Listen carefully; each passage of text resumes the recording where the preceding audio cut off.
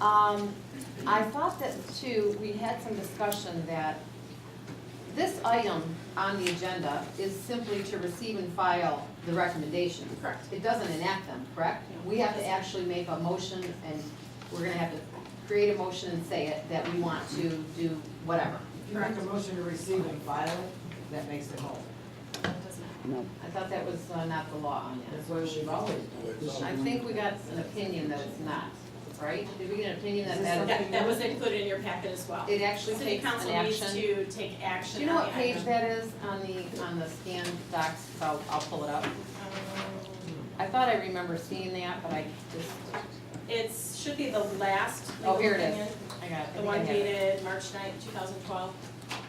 Okay, page 10 in here anyway, the way they were scanned. The only way in which the legislative body could create with has to be, oh no, we didn't do that, okay.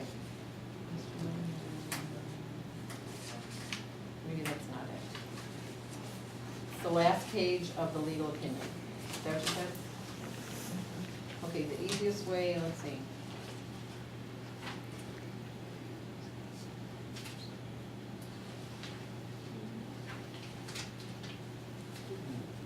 Well, then here it says the determination of the commission shall be effective 30 days following the filing of the determination. But said benefits shall not be applicable until next term. That is sort of a, Well, it just says the determination of the commission shall be effective 30 days following the filing of the determination with the city But clerk. will not be effective. Unless rejected by council, but said benefits shall not be applicable until the first day of the next term of office. said benefits. But what about said takeaway? We want to make that plain. It's the same thing. Oh, It says it's been- that's- So, this, who is this law firm right here? This is, Jim Marco Knowles. okay. It's from John Clark and Stephen Hitchcock. So it looks to me like they're saying that, we can't delegate that right to someone else, so did we?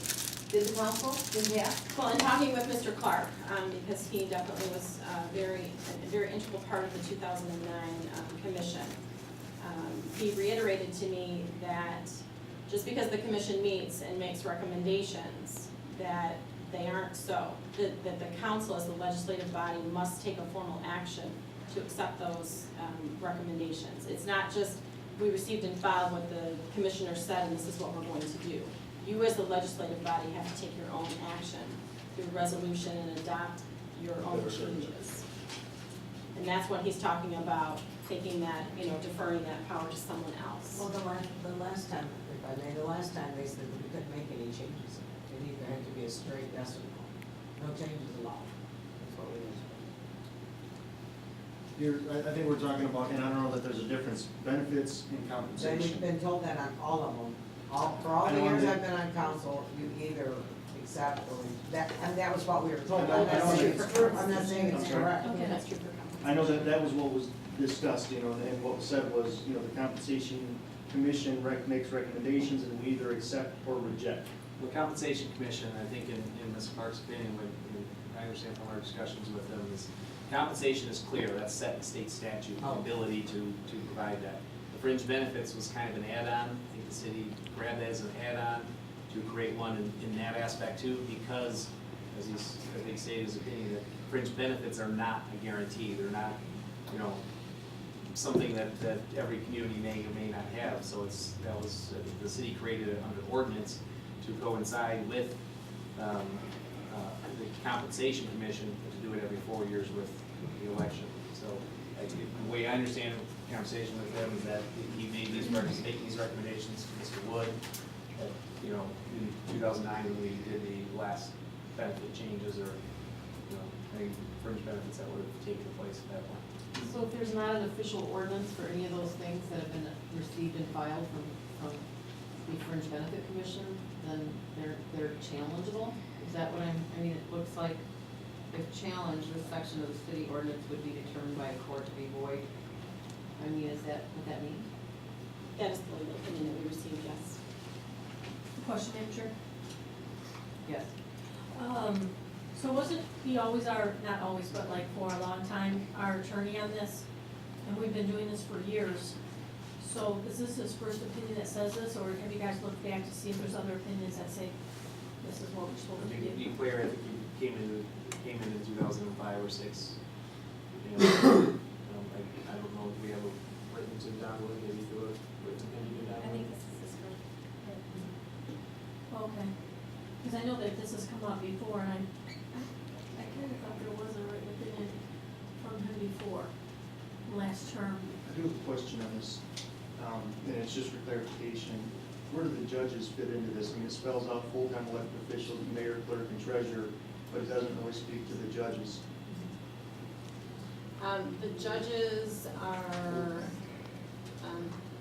there is a retired judge, in the elected, but the judges are now linked to the TGMA contract. So they're not specifically linked to, So they're not, then that's not by ordinance for the judges, it's by They're in- contractual obligation? they're in a different suffix, so they're not in the elected. They're But they are benefit level. elected. They are elected, I agree. Well, we used to be tied to How'd that TGMA too, and I'm not sure how we were taken on that. That's how ours were defined years ago. Somehow, somewhere along the way, we were taken out of TGMA. I don't know if it was out, but we were always linked to that for many years. And now the judges are in it and we're not. So who did that? Do you know? Who made that decision? I would have to look back. I know there are some documents that we have in HR. I would have to get those. Let's blame it on John. But I'm saying, I know that in the past it was Okay, TGMA. the Fringe Benefits, the Fringe Benefits Compensation Commission, I think, was created in 2001. It hasn't been that long, has it? And before that, the council would just Long decide before on Before I their got on own. the council, that was in '94. But before that, the council Fringe- was just doing fringe- it, right? the That's what compensation that or the means. fringe Before that, benefits? they were just doing the things Yeah. themselves, Compensation, right? yes, the Fringe Benefits, I think, was For added on. compensation, I remember. Okay. They were linked, what they did though, Cheryl, is, if I I may, never had any. is rather than the council just do it on their own, Compensation. Okay, they were linked to TGMA.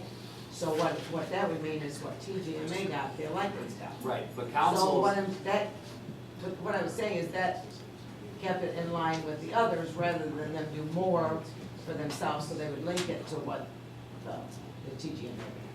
That's how they did it. and just trying to, I think, answer or more to your question or point is, council, I think, would have taken action and said, elected benefits receive the same benefits as the TGMA group.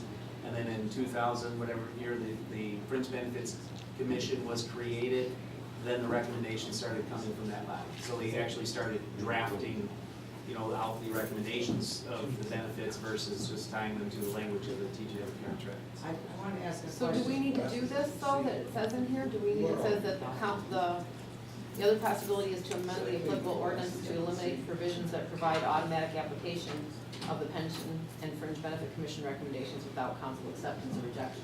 Well, that is how it is. We have to either accept it or reject it No, or change it. actually, it says that if we don't take any action, it goes into effect. And he's saying that that's We'll not just right. take that part out of it. Take that out. I don't know. But after get that answer, I have another question for you. I mean, this looks like a whole study session. Their in and of action, itself. their recommendation, or action, why the administration is put theirs as received and filed, it's a recommendation, and we've recommended other, So- as requests to approve. Okay, so the benefits commission, or the benefits commission is making a recommendation for receive and file, but what the administration is recommending is different than what we're receiving and filing. Correct. Oh, so they want 12 and 13, 13 to supersede 12. Is that what you're saying? Well, receive and file of the recommendation is not action, you have to approve or, So you want us to either yes or make a motion, yes or no, is what you're saying? well, it's just. If we receive and file Yes, this, we then we'll have made to- a Yeah. recommendation, Yeah, requesting Dennis, that's approval right. of what our recommendation is on the benefits, Yeah.